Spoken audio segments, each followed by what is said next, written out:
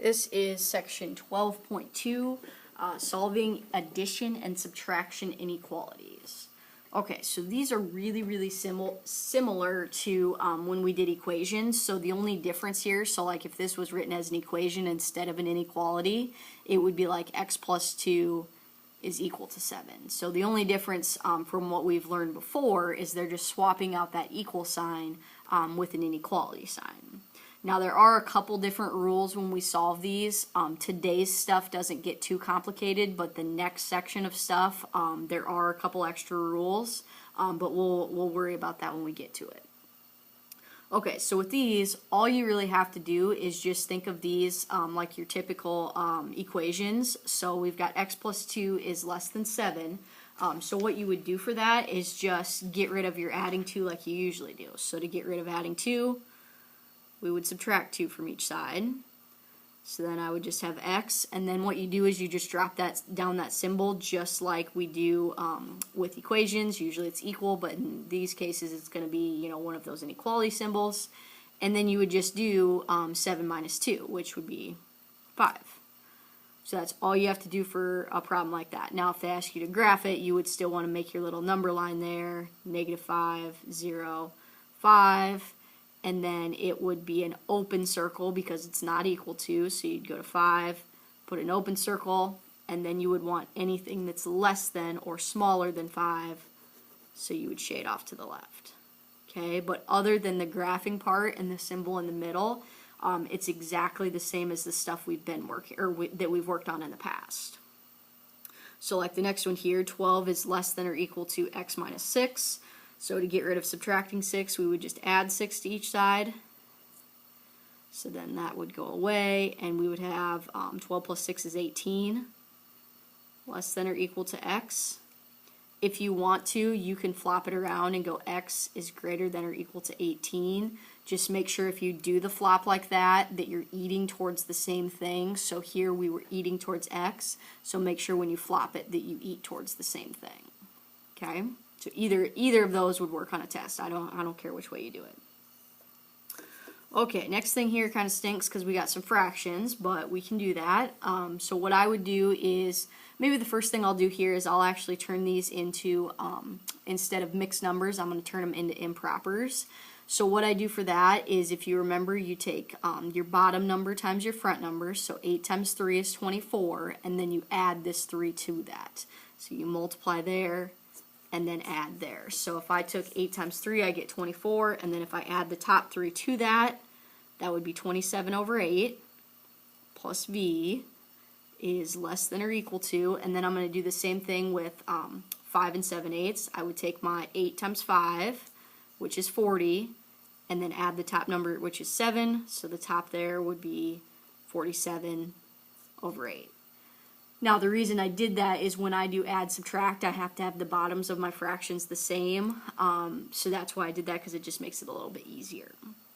So now what I'm going to do here is I am going to get the v by itself by subtracting 27 over 8 from each side.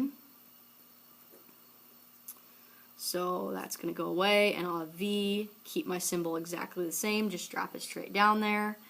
And then here our bottom's still going to be over 8. And then if you remember from when we did fractions, it's just subtracting your top numbers once your bottoms are the same. So you would just do 47 minus 27, which is 20. And that would be your answer. If you want to, you could either change that to a decimal or kind of reduce it down a little bit. It would be the same as v is less than or equal to 2.5. So if you want to switch it to that, you can, but you don't have to. The next thing here is set builder notation. So occasionally they might use notation like this. So it says the set of number x such that x is greater than or equal to -9. So all they're doing there is you're just taking your inequality and then they put like a little x in front of it. That's just saying all the numbers that are greater than or equal to -9. Okay, so really they just kind of add some extra stuff to it, but it means the same exact thing. So if you see something like that, don't get confused. All it means is the same inequality. So like x is greater than or equal to -9. It's just kind of a different way of writing it out. Okay, next one here, we want to do the same thing, so we want to solve this. There is a little bit more we have to do with this because there's a couple numbers on the side of our variable. So what I would probably do first here is I would probably just combine those numbers on the same side together. So combine together the 2 and the 2.5. So that would be 4.5 plus m, keep our sign, greater than or equal to 7.5. And then I can just do the same thing I did before. So to get rid of that 4.5, I can subtract 4.5 from each side. So then that'll go away, and I'll have m is greater than or equal to, and then 7.5 minus 4.5 would be 3. So that would be my answer there. And then with these ones, they want you to graph them as well. So if I was going to graph this, I would go -3, 0, and +3. And then I'd go, okay, I need a filled in circle here because this is equal to, so I'm going to put a filled in circle on 3. And then I want my m to be greater than my 3. So I want all my m values to be bigger than 3, so that would be off to the right, like 4, 5, 6. So I'm going to make my arrow off to the right there, so things that are bigger than 3, or equal to 3. Okay. Next one here. Same situation, we got a little bit more going on, but you're going to use the same process. So we've got 4w plus 8 is less than or equal to 3w plus 10. Okay, so the first thing I would probably do here is I'd probably try to get my variables on the same side. To do that, I would probably subtract 3w from each side. So that's going to go away. So 4w minus 3w is just w, or 1w. And then I'm going to drop down my plus 8. It's less than or equal to. And then here, the only thing that's left is the 10. And then to get rid of adding 8, I'm going to subtract 8 from each side. So I'd have w is less than or equal to, and then 10 minus 8 is 2. So that would be my answer for my inequality. Then I go through and I graph that. So my number's 2, so I'm going to go -2, 0, and +2. It has a equal to line underneath, so that's going to be a filled in circle on 2. And then I want everything that is less than or equal to 2, so I want numbers smaller than 2. So I'm going to shade off to the left because that would include, numbers smaller than 2 would include -2 and 0. So I'm going to shade off that way. Okay, so on page 511 you can try out C and D. Flip to it here.